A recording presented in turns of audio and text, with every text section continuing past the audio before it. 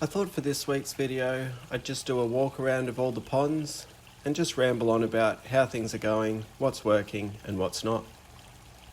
If you're new to the channel, you can see how all these ponds were built by scrolling through the previous videos. I'm not a pond builder, just a hobbyist that loves ponds. These ponds are all in my yard and will give you an idea of what you can create if you decide to go DIY. G'day, my name's Kev. The aim of my channel is to help people build and maintain ponds without spending a fortune. If that sounds like something that interests you, feel free to subscribe and check out my website, ozponds.com. I thought I'd start here at the Courtyard Pond. This is still one of my favourites. I love that all the components are DIY. I really like the colour of this, especially after rain. I don't think the iPhone camera does it justice, but trust me, it looks really nice in the flesh. It's kind of an olive colour. There's still a few fish that survived the cormorant attack, and that was then followed by a heron attack. One of the fish survived out on the pavers for an hour or two before we found him, or her, I'm not sure. I don't know how, but it survived. Now we just call it Rambo. The other survivors remain unnamed until they do something spectacular. Looking down off the front deck, we have the Aquascape Pond. This is my only pond that doesn't have DIY filters. It comes as a kit that you can build yourself, kind of like IKEA for ponds. It had 6 goldfish out of 20 survive the cormorant/heron raids of 2022.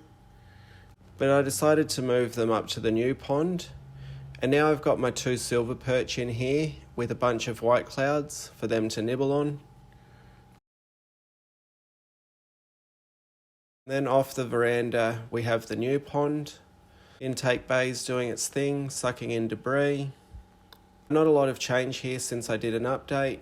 The goldfish are doing a good job at keeping the algae at bay, and they're growing. And there's the stream heading up to the dream pond.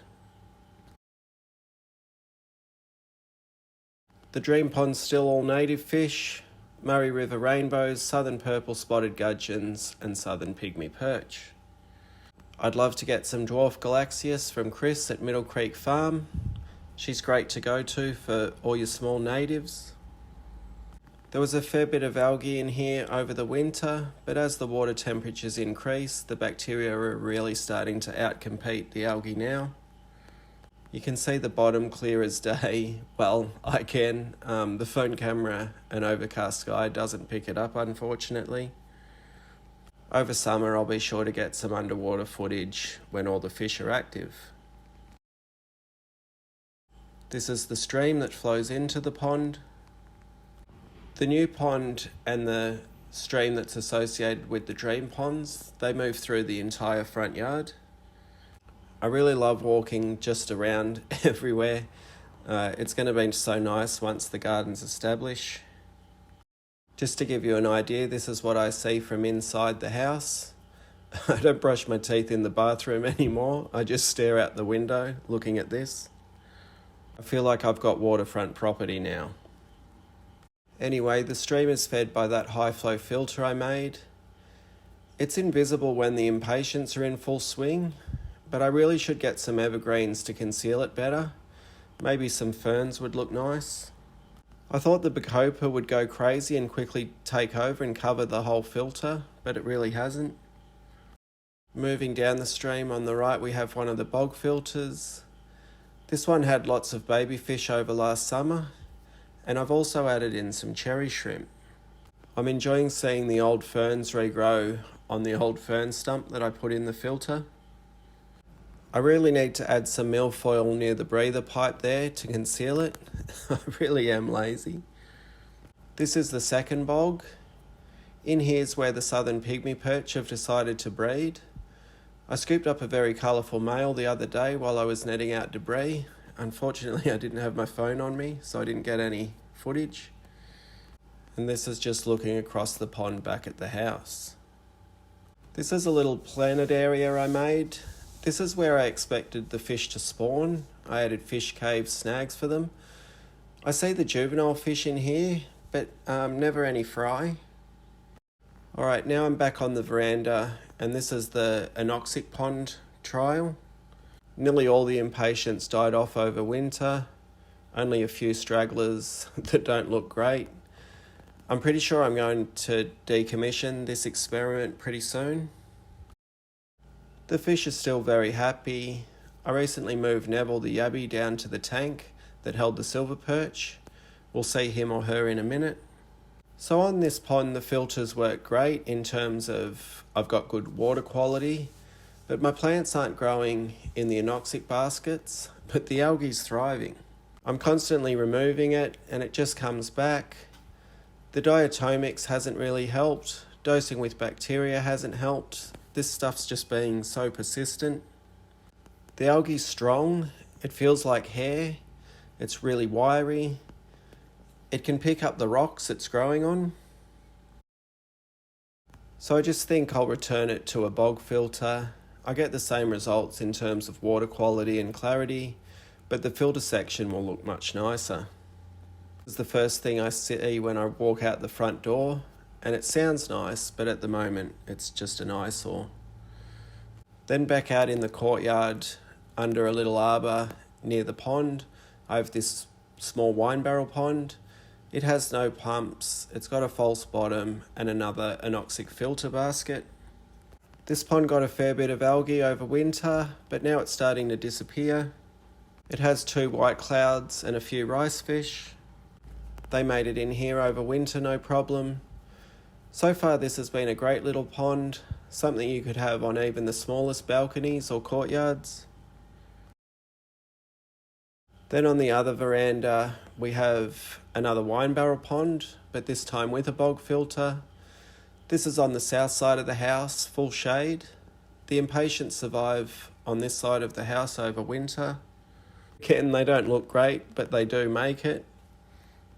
The fish are happy. This pond's 3 or 4 years old. I've cleaned the bog filter once in that time, and I just feed the fish. A great small pond for someone as lazy as me. It has plenty of white clouds in there that are constantly breeding. Up on the other end of the veranda, I have another wine barrel. This previously had a bog like the other one, but I wanted to experiment. I tried to set it up the same as the no pump wine barrel. It has the anoxic basket, but this time I wanted to try it with no false bottom. The algae in this has been almost as bad as the proper anoxic trial. This really confuses me as this pond's in complete shade. I've recently added the aeration and I'm dosing it with bacteria and diatomics to see if that will help clear it up. I've also put some cherry shrimp in to try and get them to eat it. It's that same tough hair algae.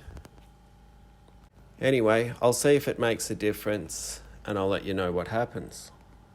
Then under the clothesline we have this pot pond. All it has is the anoxic basket. It's out in full sun, no plants, the snails ate them, but no algae. In case you're wondering, there are snails in all my other ponds, so it can't be them alone that's keeping the algae at bay. I also have cherry shrimp in here. This gets extreme temperature fluctuations, so it was a good test to see how hardy the shrimp are. The answer is they're incredibly tough. I don't think you can see them through the glare, but they're in there. Then down in the nursery, I've got some tubs going for breeding rice fish. These tubs just have a bare bottom and a sponge filter, some eelgrass and duckweed. I'll put these little spawning mops in once I see the females start carrying their eggs. And then this one's just a big tub with a false bottom. No anoxic basket, but it does have a sponge filter. I've just got red cherry shrimp in here. Again, they've been in all winter, no heating, and they made it through. I've even already seen some buried females. These tubs are just down in the back shed in the nursery, so they're not looking pretty, just for experimenting. And there's Neville's tank behind them. Neville was in the anoxic pond and grew a lot. Hopefully he or she is happy down here. I enjoy him more in the tank because I get to see him now. Now I'm just walking down behind the nursery. We ripped out these IBCs we were using as wicking beds for veggies. I think someone's coming to pick them up Otherwise, I'm sure I'll convert them into something with flowing water and do a filter experiment. Down here is a natural pond, no liner, and it gets filled by runoff. With the nursery above it and all that water running through the nursery first, we get plenty of nutrients, and so there's abundant plant growth in the pond. I added the bubblers 2 years ago. It's set up a bit like a David Pagan Butler swim pond, not that it's for swimming. I just wanted to see if I could improve the health of the water before it moves on. The duckweed's quite vigorous during the cooler months. I suspect that it's due to the amount of runoff, and hence the nutrients that are entering the pond.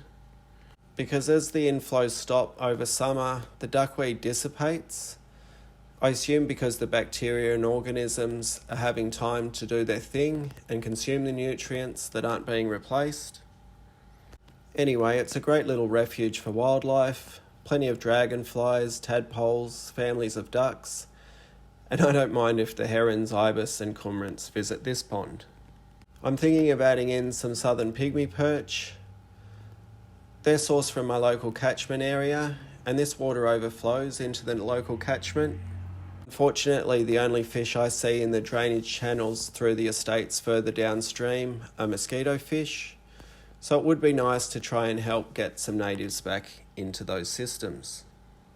I'm not sure what the rules are, so I might have to do some more research. Anyway, that's all the ponds. I hope you enjoyed them. Thanks for watching. See ya.